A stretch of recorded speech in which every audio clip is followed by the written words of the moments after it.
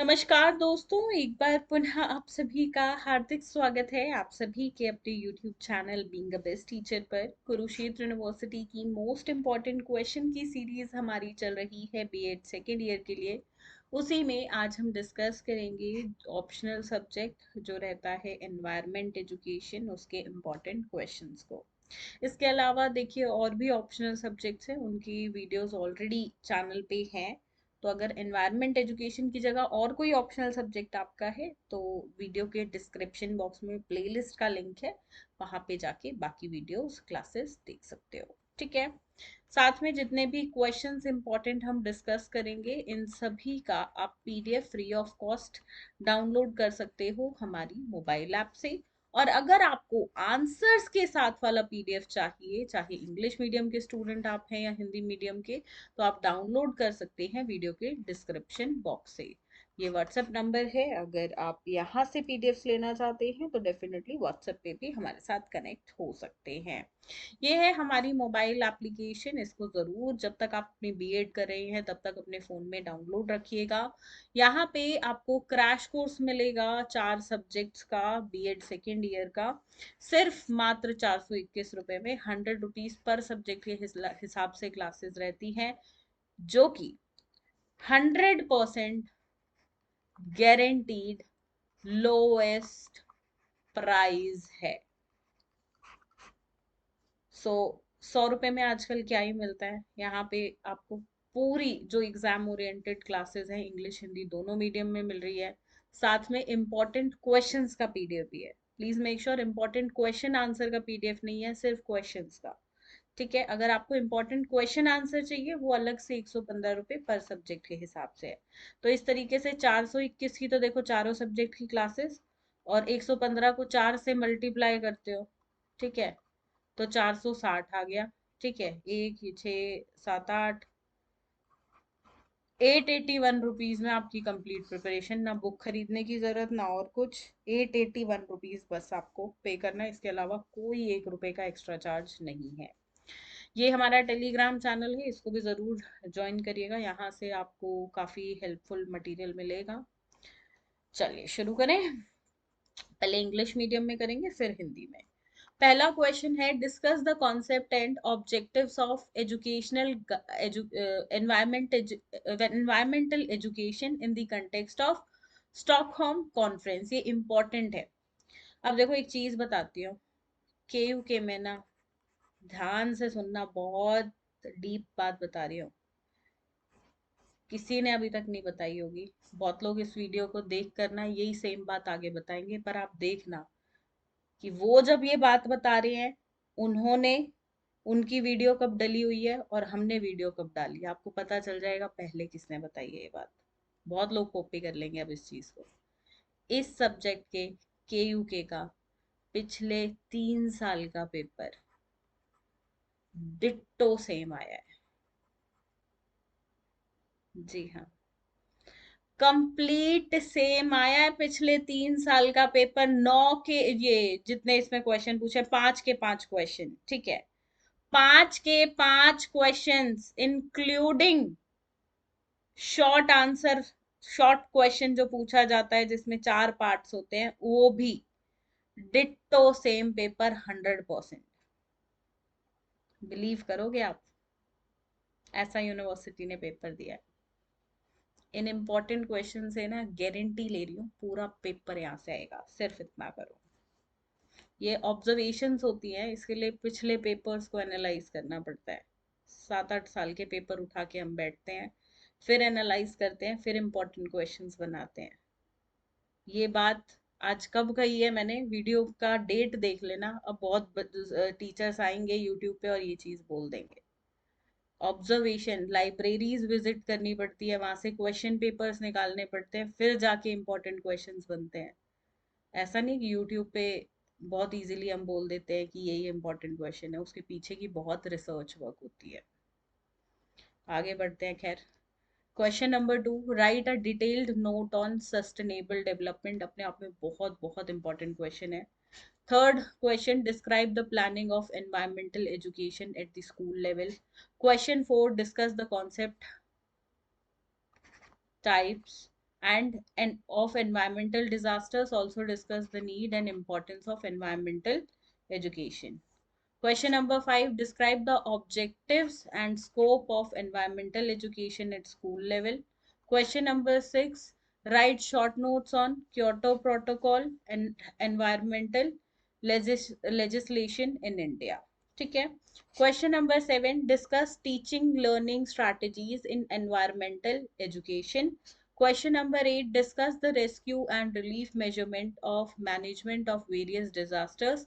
Discuss the principle governing rescue for disaster in its process. ठीक है.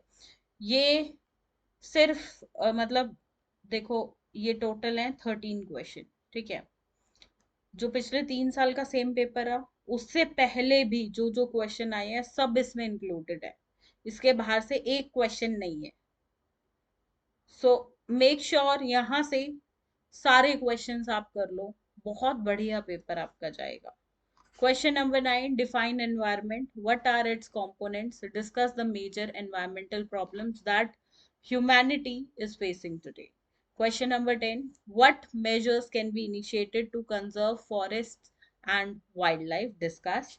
Question number 11 है, आपको डिटेल नोट लिखना है, impact of technology on environmental pollution. Question number 12, discuss the concept of acid rain and global warming and illustrate their effect on the environment. Now 13th question जो 4 marks में अब तक सिर्फ यही पूछे गए हैं पिछले 6 साल के पेपर अगर आप उठाओगे तो, इसके बाहर से कुछ नहीं है. ठीक है.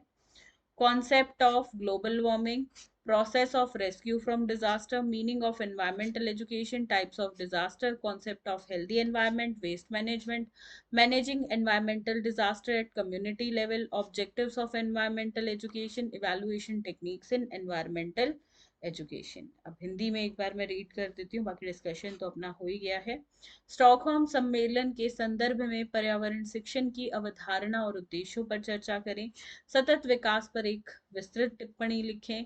तीसरा है विद्यालय स्तर पर पर्यावरण शिक्षा की योजना का वर्णन करें. चौथा है पर्यावरण आपदा की अवधारणा और प्रकारों पर चर्चा करें. पर्यावरण शिक्षा की आवश्यकता और महत्व पर भी चर्चा करें. पांचवा प्रश्न, विद्यालय स्तर पर पर्यावरण शिक्षा के उद्देश्य और दायरे बताएं. देखिए यहाँ पे दो ही चीजें पूछी हैं, उद्देश्य और दायरे. 8 पॉइंट उद्देश्य में और 8 दायरों में जरूर लिखें. ठीक है. छठा प्रश्न, इन पर संक्षिप्त टिप्पणी जो है वो करनी है, लिखें. क्योटो प्रोटोकॉल और भारत में पर्यावरण वैधीकरण. सातवां प्रश्न, पर्यावरण शिक्षा में शिक्षण अधिगम रणनीतियों पर चर्चा. आठवां प्रश्न, विभिन्न आपदाओं के प्रबंधन के बचाव और राहत उपायों पर चर्चा करें. आपदा से बचाव के सिद्धांत जो हैं, सिद्धांतों, शासन, बचाव और इसकी प्रक्रिया पर चर्चा करें. नवा प्रश्न है, पर्यावरण को परिभाषित करें, इसके घटक क्या हैं, उन प्रमुख पर्यावरण समस्याओं पर चर्चा करें जिनका आज मानवता सामना कर रही है, जैसे पॉल्यूशन हो गया. ठीक है, ग्लोबल वार्मिंग हो गया, इस प्रकार से. 10वां प्रश्न है, वन और वन्य जीवन के संरक्षण के लिए किस प्रकार के उपाय शुरू किए जा सकते हैं, चर्चा करें. 11वां प्रश्न, पर्यावरण प्रदूषण पर प्रौद्योगिकी का प्रभाव, इस पर एक विस्तृत टिप्पणी लिखनी है. 12वां प्रश्न, अम्लीय वर्षा और वैश्विक चेतावनी की अवधारणा पर चर्चा करें. पर्यावरण पर उनके प्रभाव का वर्णन कीजिए. 13वां प्रश्न, इन पर संक्षिप्त टिप्पणी लिखें. वैश्विक चेतावनी की अवधारणा, आपदा से बचाव की प्रक्रिया, पर्यावरण शिक्षा का अर्थ, आपदा के प्रकार, स्वास्थ्य पर्यावरण की अवधारणा, अपशिष्ट प्रबंधन, सामुदायिक स्तर पर पर्यावरणीय आपदा का प्रबंधन करना, पर्यावरण शिक्षा के उद्देश्य और पर्यावरण शिक्षा में मूल्यांकन तकनीक. तो ये है 13 अत्यंत महत्वपूर्ण प्रश्न, जिसमें से कुछ भी आपको स्किप नहीं करना है. साथ में एनरोल करना है इस कोर्स में, जिसमें आपको कंप्लीट जो है एग्जाम ओरिएंटेड क्लासेस मिल जाएंगी, इंग्लिश हिंदी दोनों मीडियम में. टेलीग्राम चैनल जो है हमारा, उस पे ज्वाइन करिए. फ्री इंपॉर्टेंट क्वेश्चंस पीडीएफ आपको यहाँ से मिल जाएंगे, और आंसर्स की पीडीएफ के लिए वीडियो के डिस्क्रिप्शन बॉक्स में लिंक है। साथ में आप इन व्हाट्सएप नंबर्स पे जो कि सेल्स टीम के हैं, इस पे भी हमें कांटेक्ट कर सकते हैं। दोस्तों, मैं उम्मीद करती हूँ आपका एग्जाम बहुत बढ़िया जाए। केयूके में सबसे ज्यादा रीअपियर लगती है, तो मेक श्योर कि कोई कमी आप अपनी तरफ से बिल्कुल ना छोड़े। रीअपियर से देखो, रीअपियर लगती है ना, 1000, 1200, 1500 तक का एक सब्जेक्ट का फॉर्म होता है। उसके बाद आपका ट्रैवल चार्ज होता है, ठीक है। डिग्री लेट मिलती है, अप्लाई नहीं कर सकते तब तक के एग्जाम के लिए, किसी के लिए टाइम वेस्ट तो होता ही होता है।